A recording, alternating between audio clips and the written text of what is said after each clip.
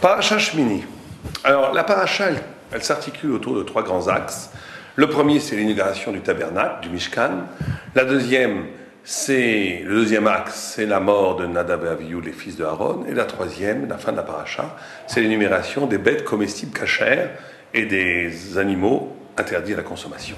Alors, on va essayer de comprendre le lien entre ces trois axes et on va essayer d'expliquer rapidement l'un et l'autre. Alors, l'inauguration des Milouim, après 8 jours, où on a bâti le tabernacle, c'était le premier Nissan, le Rosh Chodesh Nissan. Et après 8 jours, on amène des sacrifices, et chaque tribu a amené des sacrifices, et là, un feu est tombé du ciel, et a mangé, a consommé les sacrifices que Am Israël a offert à Dieu, et tout Am Israël a vu ça, et là, ça a scellé une alliance. Am Israël a compris que Hachem vivait parmi nous.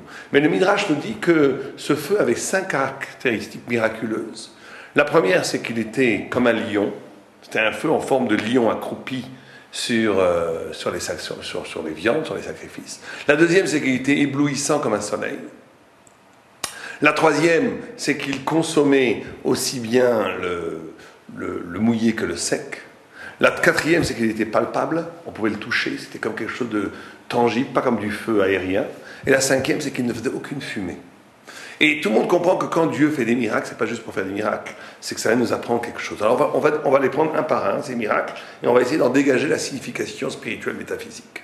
La première, on a dit que c'était comme un lion. Le lion, c'est toujours l'idée du malchut, de la royauté, de la noblesse. Et donc on nous apprend que spirituellement, la notion d'être spirituel, c'est pas se sauver de la vie, ce n'est pas abandonner la vie, c'est d'être dans un rapport de malchut, de royauté par rapport à la vie, de noblesse par rapport à la vie, où ma volonté spirituelle, mais justement une volonté qui n'est pas égotique, qui n'est pas liée à l'ego, mais qui est liée à la sublime désir de Dieu, va insuffler la vie, va faire que la vie va devenir. Chaque sujet, c'est ça qui est extraordinaire dans la Torah, chaque être, chacun d'entre nous, chacun d'entre vous, est une figure, chaque vie qui vit véritablement la Torah est une figure messianique, est une figure du Malchut, est une figure du roi d'Israël. Chaque homme d'Israël qui vit une véritable vie de Torah est une passe, est une ouverture vers ce qu'on appelle le Malchut, c'est-à-dire le messianisme, c'est-à-dire le sens même de l'être. C'est pour ça que dans la Gemara, on voit que les Talmidim, les élèves, donnaient pour nom au Messie le nom de leur Rav. Chaque Talmud, on disait comment il s'appelle le Messie, ils disaient c'était le nom de son Rav. Ce qu'ils voyaient dans leur Rav, l'intrigue, la vie absolue d'un juif, comment on doit vivre une vie, et que cette vie était en vérité une ouverture vers C'était un temps messianique. Le Kates, la fin des temps, la capacité d'intégrer dans la vie le sens ultime de l'être, est donnée à tout le monde. Alors c'est vrai que le Messie général, universel, ça va être un homme, fils de David, qui va venir à la fin des temps pour libérer le monde de toutes les aliénations, de tous les mensonges, de toutes les horreurs, ça c'est sûr. Mais chaque personne, chacun d'entre nous se doit d'incarner un moment messianique. Le moment messianique, c'est quand j'ai la capacité, en temps et en heure, dans l'instant que je vis maintenant, d'être au cœur même de l'existence dans son sens. Et à ce moment-là, c'est là où tout se passe. Et ça, c'est la royauté, ça, c'est le lion, ça, c'est la noblesse, c'est la première figure du feu sacré, du feu céleste. La deuxième figure, c'est l'éblouissement. On dit que ce feu était éblouissant comme un soleil, parce qu'une spiritualité vraie se doit d'éblouir. Une vraie spiritualité ne peut pas être gâchée. Une vraie pensée, elle doit être tellement évidente que la personne qui l'écoute a l'impression que c'est absolument vrai, sans médiation, sans discussion, c'est la vérité. Si la Torah est tellement puissante, tellement indestructible, tellement inexpugnable, c'est tout simplement parce qu'elle est vraie. La Torah a une puissance infinie parce que tout simplement elle est vraie. Une pensée vraie est par définition inexpugnable, rien ne peut l'arrêter. Et ça c'est tout à fait important, c'est pour ça que c'est qu'au Sinaï, chaque personne qui écoutait la voix de Dieu avait l'impression que Dieu s'adressait qu'à lui. Dieu s'adressait à tout un Israël. Et par-delà au monde entier, par la traduction de la Torah en 70 langues, en tous les cas pas au monde entier, mais en tous les cas à une sorte de conscience universelle. Mais chacun avait l'impression que cette voix était simplement pour lui. On était en train de lui dire le secret même de sa vie, le sens même de son être. C'est ça. une spiritualité qui brille, une spiritualité qui éblouit, une spiritualité d'une splendeur solaire. C'est qu'une parole de vérité, une parole de Torah est une parole qui communique le mystère, qui dévoile le mystère intime en chacun. Et très souvent, un rav, il dit une vérité objective, il a l'impression de dire quelque chose qui relève du texte de la Torah, et la personne qui l'écoute a l'impression, et a une vraie impression, que cette parole était exactement celle qu'il devait écouter à cet instant-là, et qui libérait, qui donnait sens à tout un tas de problèmes qu'il n'avait pas saisi jusqu'à aujourd'hui. C'est ça, la notion du soleil, la notion de l'éblouissement de la vérité, de la spiritualité qui est donnée au moment où Dieu apparaît, quand il consomme les corbanotes, les sacrifices. Le troisième, on dit, ça doit être palpable. Alors là aussi, c'est très très important. C'est l'idée, encore une fois, d'une Torah, d'une spiritualité qui ne doit pas être nébuleuse. Ça, c'est terrible quand certaines personnes ont en vérité des idées vagues. Ils savent que la Torah, c'est vrai. Ils savent qu'au-delà, il y a un bon Dieu. Ils savent que la Torah, elle a été donnée au Sinaï. Mais ça ne touche pas leur vie, c'est pas palpable. C'est des éclairs fugitifs. Or, le don de la Torah, c'était exactement ça. Vous savez que avant que la Torah soit donnée, au moment où Dieu apparaît, on dit que c'était brakim, des éclairs. Or, l'essence même de l'éclair, c'est qu'il apparaît et qu'il disparaît. On ne peut pas le saisir. Et après, une fois que la Torah est donnée, on dit que la Torah est comparée à des lapidim, des torches. Elles peuvent s'échanger de main à main. Elles deviennent palpables. Elles deviennent une partie de notre vie. La Torah devient une partie de notre vie au sens où on s'échange les paroles de Torah, où on étudie ensemble, où on devient même Torah d'idées. La Torah devient mienne. On dit qu'un Talmid Chacham a le droit, contrairement à un roi, à être mochel, à dire je ne veux pas qu'on me respecte. Parce que la Torah, c'est à moi, j'en fais ce que je veux. Quand quelqu'un a véritablement acquis la Torah, c'est tellement palpable, c'est à lui. Or, c'est ça l'essence d'une spiritualité. C'est une vérité, c'est une parole qui n'est pas juste des idées qui renvoient à un au-delà, un arrière-monde, à des choses qui sont insaisissables ou qui ne parlent pas dans la vie quotidienne. Une Torah réelle, c'est une Torah qui est palpable, comme le feu palpable. C'est un feu qui devient palpable, ça a été extraordinaire. Parce que ça reste un feu. Un feu, normalement, n'est pas palpable, un feu, ça brûle. Celui qui est assez... Être dans la Torah, c'est d'être assez pur pour jongler, manipuler le feu qui devient palpable et qui ne me brûle pas, parce que ce feu devient une partie de moi-même. Et comme ça devient une partie de moi-même, il ne me consomme pas. La quatrième chose qu'on a dit, c'est que ce feu céleste, brûler, consommer, consumer, consommer, aussi bien les parties étanches, les parties secs, que les parties mouillées des sacrifices. C'est-à-dire que c'est une spiritualité qui n'obéit pas au principe de la matière. Ça, c'est aussi fondamental. Si on a un engagement spirituel, une pratique spirituelle, mais qui épouse complètement les formes de l'être, on va être nerveux, on va être coléreux, on va être radin, on va être orgueilleux, on va être touché quand quelqu'un vous insulte, etc. C'est-à-dire qu'on a une paraffine, une sorte de clipa extérieur, de vernis extérieur spirituel, mais qu'au fond de l'être, je vis ma vie comme n'importe quel goy. Ça, c'est pas la Torah. La Torah, c'est une Torah qui est capable de brûler le mouillé comme le sec. Ça veut dire quoi que c'est capable de brûler le mouillé? C'est qu'elle n'obéit pas au principe de la matière. Elle n'obéit pas au principe de l'être. Si on est dans une religion, on n'est pas dans la Torah. La religion, c'est chez les goïms. Ça veut dire que l'homme est homme, avec tous ses défauts et ses qualités, on rajoute, on surrajoute, on surexpose, après, une sorte de projection spirituelle. Ça, il n'y a rien de plus étranger que ça, la Torah. La Torah, c'est la capacité de brûler le mouillé comme le sec. Ça devient une spiritualité qui n'obéit pas aux lois de la matière. Je ne suis pas réactif quand on m'insulte, je ne suis pas coléreux, je ne suis pas radin, je suis généreux, je suis au-delà de toute l'économie interne de l'être. Je suis avec Dieu, je suis dans la lumière céleste. Je ne peux pas être au niveau de la matière, c'est pas possible. Et la cinquième chose, on a dit, c'est que la Torah ne fait pas de fumée. C'est-à-dire que ces sacrifices-là ne faisaient pas de fumée. Ça veut dire encore une fois que c'est une spiritualité pure. Vous savez que c'est une chose extraordinaire. Pour avoir de l'énergie dans ce monde-ci, pour avoir de la lumière dans ce monde-ci, on est obligé de brûler. Pour avoir de la lumière, on est obligé d'avoir du noir. Pour avoir de l'énergie dans ce monde-ci, on est obligé que même l'énergie nucléaire fait des déchets, et on est obligé d'enfuir ces déchets, etc., etc. Or, quand Moïse arrive dans le buisson ardent, il voit une lumière qui ne consomme rien, qui ne brûle rien, qui ne détruit rien. Ça, c'est la clé même de la spiritualité. Une spiritualité qui ne vient pas d'une destruction, qui ne vient pas d'un processus, mais qui est donnée, qui est l'éruption d'une lumière qui vient de l'ailleurs, qui ne doit rien au processus interne de l'être. Et ça, c'est le niveau le plus ultime, être capable de penser une pensée, être capable de vivre un acte, être capable de formuler une parole qui n'est que le réceptacle d'une lumière qui vient de l'au-delà, qui ne doit rien à la destruction du monde d'ici-bas. Ça, c'est le niveau le plus haut des 5 niveaux de la spiritualité. Et donc ça, c'est à partir de ce moment-là, c'est pour ça que ça dure 8 jours. Vous savez que 7, c'est le chiffre de la nature. 8, c'est au-delà de la nature. On arrive à un moment donné où Am Israël devient le lieu du surnaturel, le lieu où Dieu, où la Shrina réside. Nous sommes le temple vivant du monde où la Shrina réside. C'est pour ça que c'est Shmini, c'est le 8e jour. Et donc c'est pour ça qu'au cœur même, on va être dans le Beit HaKnesset et dans le Beit HaMidrash, bien sûr, mais même dans nos familles, même dans notre vie, nous avons une sainteté de synagogue. C'est pour ça qu'il faut faire très attention de ne pas dire du Lachon Hara, de ne pas s'énerver, de ne pas crier. Parce que chaque fois qu'on s'énerve, qu'on s'écrit, on est en train de blesser la Shrina. Être juif, c'est vivre à côté de la présence divine. Donc il faut savoir se tenir. On ne peut pas être juif et ne pas se tenir. C'est impossible. C'est impossible. C'est comme si quelqu'un est dans le palais du roi et qui se met à crier. C'est impossible, vous êtes à côté du trône. Vous voyez quelqu'un à côté du trône se mettre à crier? Ce serait absolument quelque chose de l'ordre inconséquent et complètement pas élégant, vulgaire, grossier. On mettrait cette personne dehors. Or, être juif, c'est être près du trône. Si on est près du trône, il faut savoir se tenir. Il faut savoir être élégant, il faut savoir crier, il faut savoir se tenir, il faut savoir être classe. Et la notion d'élégance, elle est essentielle à la Torah.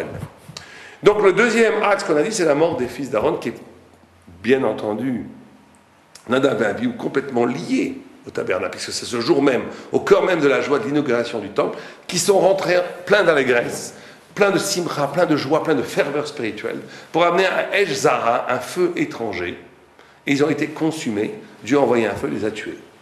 Alors pourquoi? Alors il y a énormément de commentaires. Pourquoi? Certains disent, le Zohar dit parce qu'ils étaient célibataires, d'autres disent parce qu'ils étaient ivres, d'autres disent c'est parce qu'ils avaient regardé la Shrina au moment du don de la Torah.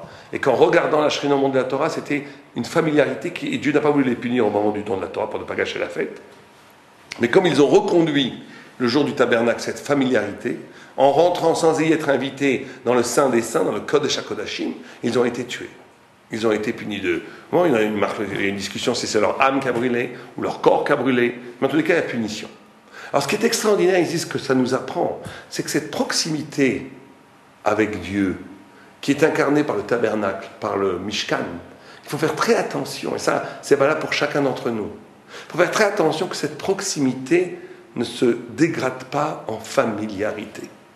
Alors, quelle différence entre proximité et familiarité? La proximité, c'est plus je m'approche de Dieu, plus je creuse en moi un mystère qui me rend étranger à moi-même. Plus je comprends combien la première représentation de moi-même, qui passe par l'ego, par l'intérêt physique, par l'intérêt même orgueilleux, par l'intérêt de me bâtir une image de moi, etc., toutes ces choses qui sont complètement primitives, où j'arrive à une idée de moi-même qui est l'idée d'être un être créé, un kéli, un instrument dans les mains de Dieu. Ça, il n'y a pas de problème, on peut aller infiniment vers ça, parce qu'on est dans une proximité qui entretient la distance infinie entre moi et Dieu, l'élégance de la distance. Alors que la familiarité, et ça c'est l'horreur de la familiarité, c'est de réduire l'autre à moi. D'ailleurs, c'est pas qu'avec Dieu. La familiarité, c'est même avec quelqu'un qui est plus grand que vous, quelqu'un qui est un grand sage ou un maître, au lieu de vous lui parler comme si c'était votre copain. Ça, c'est la trahison la plus intégrale. C'est-à-dire que vous n'êtes pas capable de voir que l'autre est plus grand que vous. Vous n'êtes pas capable de mesurer la distance qui vous sépare de la grandeur de l'autre. Et donc vous êtes familier, parce qu'il y a une forme de dénégation, de déni du réel, de déni de l'hierarchie spirituelle, où tout devient pareil, c'est une chutzpah, une insolence incroyable, et qui est punissable de mort. Parce qu'ils sont morts à cause de ça, Nadav et Abihu. Ils sont morts parce qu'ils n'ont pas eu cette notion, ils avaient l'amour de Dieu, mais ils n'ont pas eu cette notion qu'à un moment donné, attention, proximité ne veut pas dire familiarité. Il y a un moment donné, il y a des règles, on ne rentre pas n'importe comment chez un roi. On ne boit pas du vin sans être marié, ça veut dire qu'on n'a pas encore intégré la notion de l'autre, on ne peut pas s'approcher autant de Dieu. Non pas qu'on ne peut pas s'approcher autant de Dieu, je me trompe en disant ça. On ne peut pas s'approcher de trop de Dieu sur une modalité qui réduit l'autre à moi pour m'approcher de lui. C'est ça le problème. On doit s'approcher de l'autre en respectant sa hauteur et au contraire, en me remettant en question et en essayant le plus profondément en moi de me raffiner pour arriver à cette hauteur. Mais si, pour court-circuiter le travail initiatique que demande un rapprochement, je commence à réduire l'autre à moi pour être plus proche de lui, là on est dans la familiarité qui est condamnée presque par la mort. Et ça c'est l'enseignement cardinal qui est donné par les fils de Nadav et Abihu, les fils de Aaron, que la spiritualité c'est extraordinaire, le Mishkan c'est fabuleux, Dieu réside parmi nous, mais attention, ça a aussi des dangers. Le fait que Dieu réside parmi nous ne nous permet pas de familiarité. Elle nous demande une proximité infinie, mais jamais familiarité. Et la troisième, alors on peut se demander quel rapport, dans le troisième axe, c'est l'énumération, la série des bêtes, des animaux comestibles, cachers et ceux qui ne sont pas cachers, ceux qui ont les sabots fondus, qui ruminent parmi les bovins et les ovins sont cachers, et la liste des oiseaux qui sont cachers ou pas cachers. Bon. Alors les chayot, cachers ou pas cachers, à première vue, quel rapport avec le korban? Alors Rabbi Yochanan et Rabbi Eliezer nous disent un rapport évident. C'est qu'à partir du moment où le temple est détruit, la kapara, l'expiation, le pardon, va passer par la table. La table, quand on invite des pauvres, c'est comme si on offrait à Pessah, il y a bientôt au Pessah, ou à Pessah, ou à Shavuot, ou pendant même toute la semaine, d'inviter un pauvre à sa table, c'est comme offrir un korban, offrir un sacrifice, ça a un pouvoir d'expiation. Et donc on nous dit quelles sont les bêtes cachères qu'on peut consommer à la suite de sacrifice du temple, qui est aussi une consommation divine. Et on dit que la consommation humaine peut être elle aussi le fruit de l'expiation. Mais plus profondément, le korban, la notion même du korban, c'est que vous avez trois moments. Vous avez l'origine, qui est complètement spirituelle. Vous avez la présence, la création, qui est matérielle. Et vous avez la finalité spirituelle, qui est la fin des temps messianiques, Olam Haba, où tout redevient spirituel. Donc c'est un cycle spirituel, passé par le présent, et qui va à la fin, qui redevient spirituel. La bêtise absolue, c'est de prendre la courroie de transmission, le moment présent comme un absolu, où on ne voit que le matériel. On ne voit pas l'origine, on ne voit pas la finalité. Ça, c'est la bêtise. Mais Baruch Hashem, les Juifs ne sont pas bêtes, et donc ils comprennent que les choses ont une origine spirituelle, qu'elles ont une finalité spirituelle, et que l'entre-deux de ces deux formes spirituelles, c'est le moment présent qui est matériel. Or, le korban, c'est ça. Le korban, c'est quand je donne un korban, c'est de reconnaître que ce que j'ai reçu de Dieu a une origine spirituelle, une finalité spirituelle, donc je l'amène sur le temple, sur le misbéach, sur l'autel, pour qu'il se consume, pour le restituer à son origine. Et bien quand on mange, c'est pareil. Manger, c'est un travail spirituel qui a pour but de restituer la matière, la création, à son niveau le plus originel, c'est-à-dire qu'on transforme la matière en spiritualité, en énergie. Manger, c'est transformer la matière en énergie. C'est pour ça que c'est la liste des chayot, kshérot, des béhémot, kshérot ou pas kshérot, vient juste après la notion du tabernacle, du temple, après l'inauguration du temple. Maintenant, ce qui est extraordinaire, c'est qu'on nous dit qu'on ne peut pas, on ne nous dit pas d'être végétarien. Et d'un côté, on nous dit qu'on ne peut pas manger tous les animaux. Les animaux qu'on peut manger, c'est les animaux qui ont les sabots fondus et qui ruminent. Alors ici, tout Abarbanel et d'autres, Rishonim, nous disent, parce que ruminer, d'abord c'est un travail de cheminement, c'est pas direct, et aussi le ruminant n'est pas carnivore, il n'est pas violent. Il ne mange pas tout. Il n'est pas omnivore ou carnivore, il ne mange pas tout. Un estomac qui mangerait tout s'inscrirait dans un rapport de violence à la nature. Non pas que les Juifs ont peur de la violence. C'est pareil avec les sabots fondus. Sabots fondus, c'est pour empêcher qu'il y ait des griffes. Ou bien chez les oiseaux, quand ils sont torefs, quand ils saisissent leur proie et qu'ils les mangent comme ça vivantes, tout ça renvoie à la violence naturelle. Et ça, on ne peut pas les manger. Pas parce qu'on a peur de la violence, le peuple juif n'a pas peur de la violence. C'est que la violence renvoie à une suprématie de la nature. Or, le peuple juif est celui qui est capable de comprendre que la nature n'est qu'un masque de quelque chose de plus fin, de plus spirituel. Et d'ailleurs, les midotes du peuple juif, les qualités morales qui sont des baïchan, d'avoir la notion de honte, la notion de rahman, de miséricorde, et qui sont capables de rachamim, d'amour, toutes ces midotes-là, elles viennent aussi du fait qu'ils se sont alimentés pendant des siècles, à partir de l'injonction divine, à partir d'une nourriture qui n'a pas pactisé avec la violence absolue de la nature. C'est ça qui fait qu'ils sont devenus des êtres à part, des êtres dont la bonté et la lumière divine est d'emblée inscrite dans leur charnélité, dans le corps lui-même. Et donc, on n'est pas non plus végétarien, parce que si on est végétarien, c'est un refus de se modèle, de se mesurer avec la violence inerte à la nature. Mais il faut faire aussi attention, à un moment donné, de ne pas tomber trop dans la pactisation de la nature qui nous empêcherait de nous arracher à l'être. Donc c'est toujours comme ça la Torah, c'est d'être une courroie de transmission entre l'infini et le fini, entre la volonté de Dieu spirituel et le matériel. C'est toujours ce que le Rambam appelle le Shvil HaZahav, le chemin d'or, le chemin lumineux, où je me méfie de toutes les extrêmes, pas parce que j'ai peur des extrêmes, parce que les extrêmes impliquent une idolâtrie, un oubli du sens de l'être. Et donc on nous dit, ne sois pas végétarien. Végétarien, ne le sois pas.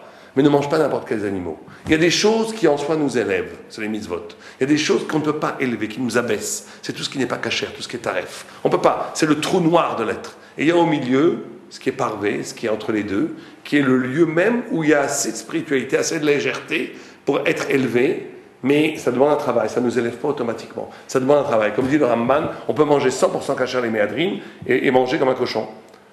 Comme ça le Ramban il dit il y a un moment de... Mais c'est là où se pose justement notre liberté, dans le parvé. Quand on fait une mitzvah, on est élevé par la mitzvah, on n'est plus libre. La mitzvah nous élève. Quand on fait une avéra, non plus on n'est plus libre, on est abaissé vers les fonds des ténèbres. Mais dans le parvé, dans là où tout est permis, mais ce n'est pas forcément positif, ce n'est pas forcément négatif, c'est neutre, c'est la capacité de transformer cette neutralité en spiritualité qui est la clé elle-même d'une proximité à Dieu, c'est la notion même du korban. La plupart des korbans, on n'était pas obligé de les amener, on les amenait comme des nédavot. Certains étaient bien entendu, on était obligés, mais énormément de korban, c'était des nédavot, on les donnait parce que c'était une proximité volontaire avec Dieu à partir de quelque chose qui était complètement parvé, qui n'était pas en soi spirituel, comme des animaux, comme des farines, comme de l'huile, comme du vin, qu'on se devait de sanctifier pour aller vers Dieu. Et c'est ça la vie. La vie, c'est cette capacité de transformer ce qui paraît tout à fait anodin, tout à fait laïque, tout à fait profane, en lumière spirituelle. Shabbat shalom, et à